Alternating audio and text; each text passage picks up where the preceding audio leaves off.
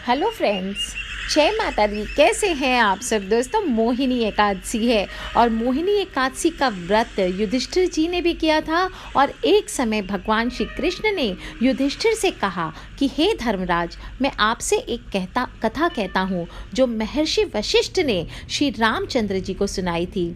एक समय श्री राम जी बोले, हे गुरुदेव, कोई ऐसा व्रत बताइए जिससे समस्त पाप और दुखों का नाश हो जाए।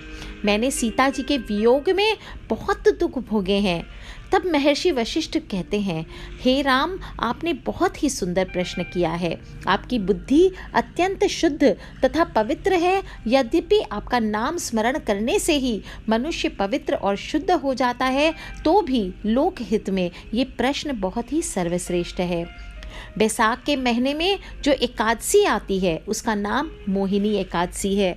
और मोहिनी एकादशी के दिन माना जाता है विष्णु भगवान ने मोहिनी रूप धर के जो समुद्र मंथन में अमृत निकला था उसका बंटवारा किया था।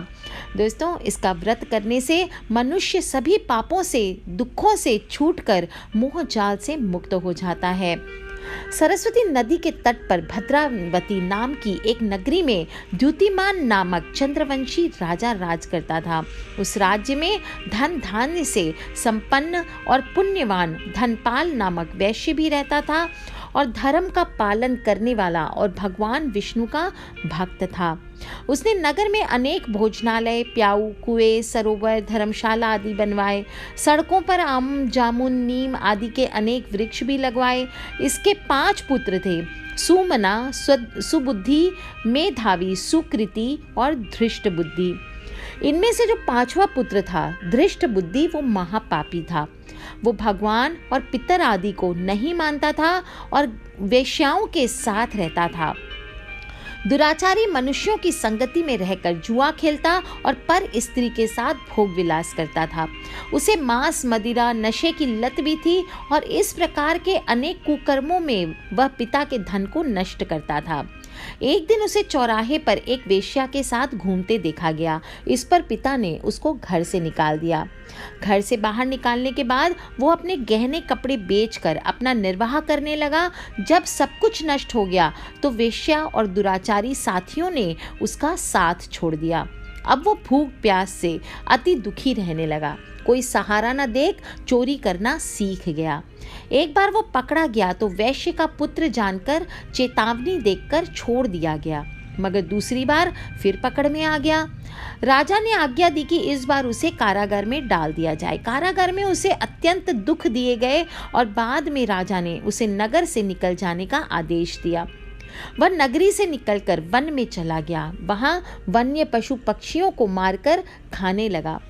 एक दिन भूख प्यास से व्यथित होकर वह खाने की तलाश में घूमता हुआ कौंडिन्य ऋषि के आश्रम में पहुंच गया। और उस समय बैसाख माह था और ऋषि गंगा में स्नान से लौट रहे थे।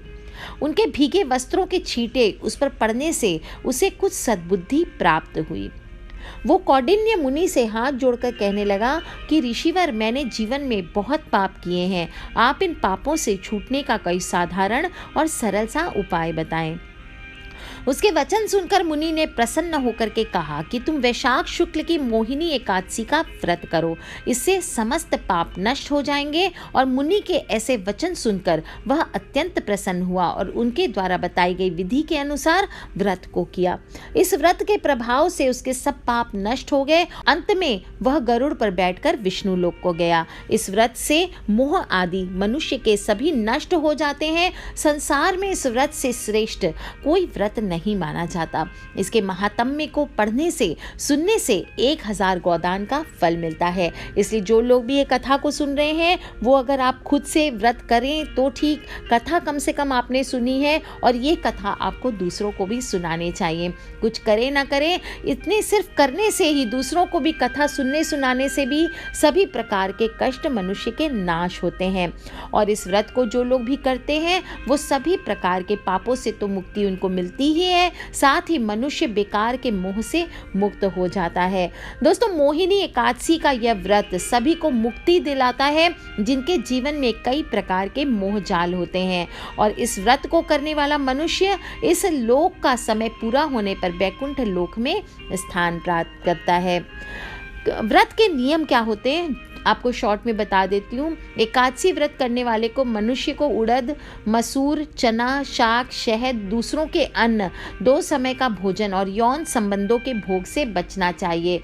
व्रतधारी को झूठ बोलना, क्रोध करना आदि नहीं करना चाहिए, और एक दिन पहले यानी दशमी तिथि की रात्रि से ही व्रत के नियमों का पालन करना चाहिए। सूर्य उदय के समय उस समय तक उठ जाना चाहिए और नित्य कर्म के बाद शुद्ध जल से स्नान करना चाहिए। स्नान के लिए आप किसी पवित्र नदी या सरोवर में स्नान करें तो सर्वश्रेष्ठ होता है, नहीं तो आप घर पे भी कुश और तिल के लेप का प्रयोग करके स्नान कर सकते हैं। स्नान करने के बाद धुले हुए वस्त्र धारण करें और विष्णु भगवान के साथ साथ इस दिन श्री राम भगवान की भी पूजा की जाती है।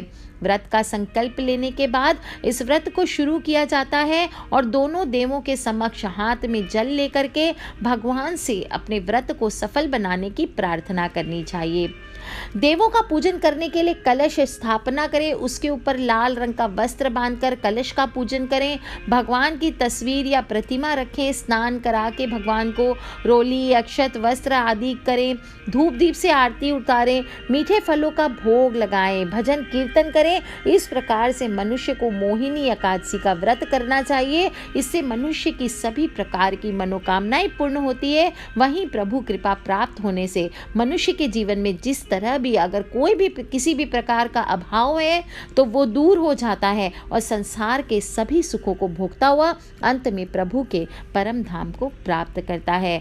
दोस्तों, जो कोई भी जिस कामना से किसी कारणवश पूरी नहीं होती तो इस एकादशी का व्रत सच्चे मन से करें, आपकी किसी भी प्रकार की मनोकामना अधूरी नहीं रहेगी।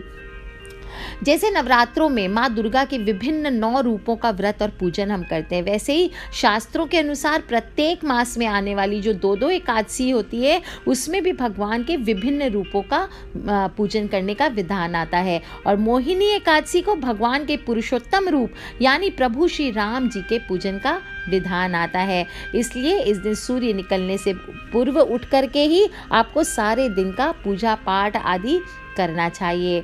अगले दिन यानी द्वादशी के दिन स्नान करने के बाद ब्राह्मणों को या गरीबों को दान दक्षिणा देकर स्वयं भोजन करें, यानी व्रत का पारण जरूर करना चाहिए। प्रभु इससे अत्यंत प्रसन्न होते हैं और जीव को सभी प्रकार की सुख समृद्धि प्रदान करते हैं। दोस्तों, ये व्रत इस बार वीरवार को है यानी गुरुवार के दिन है, इसलिए पीले रंग का विशेष महत्व है। भगवान को भी पीले वर्ण अति प्रिय है, इसलिए पीले रंग के वस्त्र पहनकर भगवान का पूजन करें, पीले रंग के फूल भगवान को अर्पण करें, पीले रंग के फलों का भोग लगाएं, पीले रंग के मिठाइयों का भोग लगाएं। इसके अतिरिक्त अगर आप गाय को चारा खिलाते हैं तो इसका भी विशेष महत्व होता है। दोस्तों, इसका पुण्य फल क्या है आपको मैं शॉर्ट में बता देती हूँ। इस नश्वर संसार में वैसे तो मनुष्य शास्त्रों के अनुसार जीवन में आचरण करते हुए सत्कर्म करते हैं और अधिक से अधिक समय तक सभी लोग भगवान के जो अच्छे लोग होते हैं वो भगवान का नाम संकीर्तन लेते हुए नियमों का पालन करते हुए अपनी जिंदगी को बिताते हैं, और ऐसे ही लोगों पर हमेशा प्रभु प्रसन्न रहते हैं। और प्रिय होने के कारण प्रभु को अति प्रिय तिथि है, इसलिए एकादशी तिथि को जो भी आप कर्म करते हैं वो अति फलदायिनी होती है। दोस्तों, पद्म पुराण में बताया गया है कि इससे सर्वश्रेष्ठ कोई व्रत नहीं है और ये एकादशी व्रत जीव के सभी प्रकार के कष्टों को, दुखों को, संतापों को, पापों को नाश करने वाला है। तो कर लीजिए इस व्रत को और अपने सभी फ्रेंड्स, फैमिली, मम्मी पापा, भाई बहन, बच्चे जो लोग भी कष्टों से दुखी है, और एकादशी व्रत मोहिनी एकादशी है, विष्णु भगवान के मोहिनी रूप का आपको ध्यान करना है, मोहिनी मंत्र का आपको जप करना है। और दोस्तों, मैंने दूसरा वीडियो दिया हुआ है आपको मोहिनी वशीकरण का। जो लोग भी अगर वशीकरण इस दिन करना चाहते हैं वो लोग मोहिनी वशीकरण करें, बहुत ही कमाल का उपाय इस दिन होता है और हर कोई माना जाता है इस दिन वश में हो जाता है। आपको इस दिन केसर का तिलक भगवान को करने के बाद खुद के माथे पे जरूर करना चाहिए। केसर ना हो तो हल्दी का तिलक भी आज से शुरू करके 43 डेज तक लगाएं और देखें कैसा कमाल होता है आपकी जिंदगी ज़िंदगी में हर कोई आपके वश में चुटकियों में हो जाता है। कर लीजिए ये उपाय दोस्तों, सब्सक्राइब करके रखें ताकि आप और मैं आने वाले वीडियोस के थ्रू कनेक्टेड रहें, ढेर सारी बातें कर सके। और हाँ दोस्तों, किसी भी तरह के प्रश्न हो आप मुझे प्लीज़ वीडियो के नीचे लिख के ज़रूर पूछ सकते हैं। Love you all friends, take care. जय माता दी, बम बम भोलेनाथ की एंड जय विष्णु भगवान की, जय श्री राम की।